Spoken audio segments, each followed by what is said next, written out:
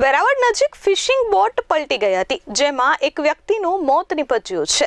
માછલીની જાળમાં અતિશય માછલી ફસાતા બોટ પર ઓવરલોડ થઈ ગયું હતું અને તેના કારણે આ દુર્ઘટના ઘટી હતી।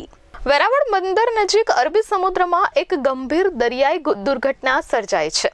માછીમારી કરીને પરત ફરી રહેલી એક ફિશિંગ ટ્રોલર બોટ ઓવરલોડના કારણે પલટી જતા બોટમાં સવાર એક માછીમાર અરવિંદ ભારાવાલાનું કરુણ મોત થયું છે। જોકે અન્ય 3 ખલાસીઓને બચાવી લેવાયા છે।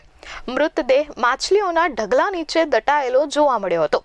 જાળમાં ફસાયેલી કેટલીક માછલીઓ મૃતદેહને ખાઈ રહી હતી। આ દુર્ઘટના ગુરુવારે 4 ડિસેમ્બરના રોજ સાંજે 7:30 કલાકે બની હતી। વેરાવળ જાલેશ્વરથી આશરે 2 નોટિકલ માઇલ દૂર સમુદ્રમાં મુકેશ કિશન વણિકની માલિકીની શ્રી ભવાની નામની બોટ અકસ્માતનો ભોગ બની હતી। વેરાવળ માછીમાર બોટ એસોસિએશનના પ્રમુખ તુલસી ગોહેલે આપેલી માહિતી મુજબ આ બોટ બુધવારે 3 ડિસેમ્બરે માછીમારી માટે રવાના થઈ હતી। ગુરુવારે સાંજે માછીમારી પૂર્ણ કરી પરત ફરતી વખતે વેરાવળ જાલેશ્વર નજીક છેલ્લી વાર જાળ નાખવામાં આવી હતી।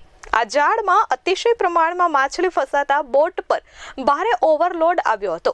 જાળ પાછી ખેંચવામાં આવી રહી હતી ત્યારે માછલીના અસામાન્ય વજનના કારણે બોટ એક તરફ વધુ પડતી ઝૂકી ગઈ હતી। જોતજોતામાં બોટ સંપૂર્ણપણે પલટી મારી ગઈ હતી, જેના કારણે બોટમાં સવાર 4 માછીમાર દરિયામાં પટકાયા હતા અને આ દુર્ઘટના બાદ આસપાસ માછીમારી કરી રહેલી બોટના માછીમારોએ તાત્કાલિક રેસ્ક્યુ કામગીરી હાથ ધરી હતી। આ ઝડપી કાર્યવાહીમાં 3 ખલાસીને સુરક્ષિત બચાવી લેવાયા હતા, જ્યારે એક ખલાસીનું મોત થયું છે।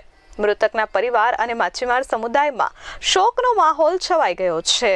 ચેતન અપારનાથી S24 ન્યૂઝ વેરાવળ।